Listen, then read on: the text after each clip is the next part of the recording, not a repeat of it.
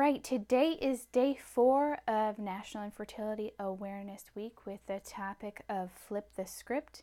And today I wanted to talk about patience while waiting, which is probably sounding a little bit counterintuitive. When we're waiting for something, we're often very impatient. I think about Christmas morning growing up. You just want to get the presents. You want to just get to that day and to that moment, and you can't make it come any faster, but you're just so excited and hopeful and anxious, and that's kind of a hopeful, like certain anticipation. But with infertility, the hope seems to kind of fade out because we keep getting no's and we keep getting negatives, and other people keep getting pregnant, and we keep hearing stories of different things that work, different medication or a protocol or a surgery.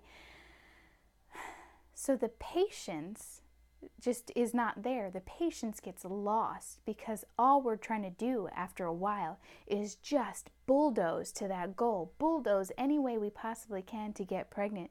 And sometimes along the way, we are destroying things. If you're going to bulldoze through something, you might be hurting your marriage, or you might be hurting your health, or you might be hurting your relationships.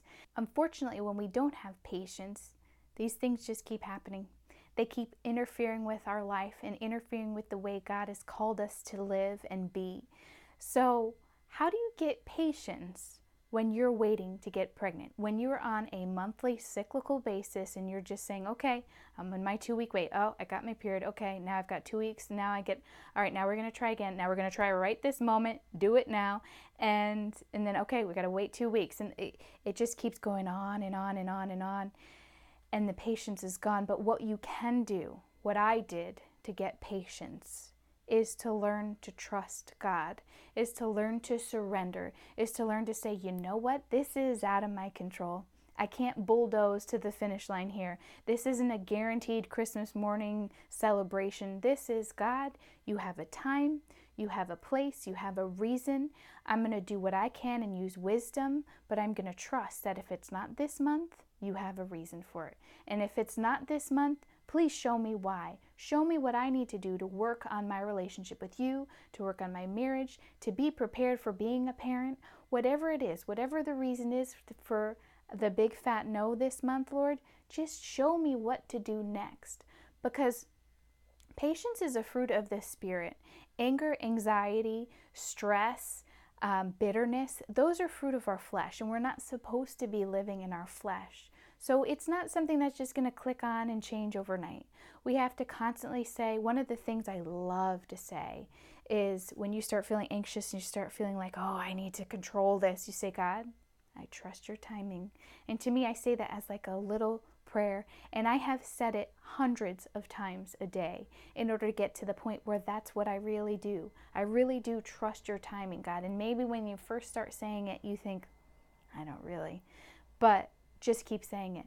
God, I trust your timing. And why can we trust God? We can trust God because He created us. He created everything we see. He created the process of procreation. He created our breath, our eyesight. He can heal our bodies in an instant with words. He doesn't need a knife in a special room, operating room, in order to fix us. He can do it like that.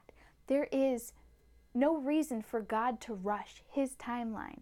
And if we trust and we obey His word, then we can be blessed with patience in infertility, patience in waiting.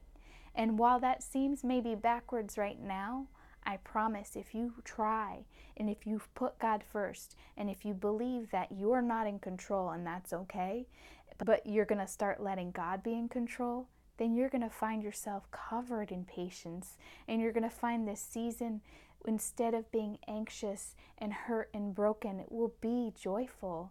God will bless you. He'll bless you abundantly, and He won't just bless you with that one thing you're asking for in a child.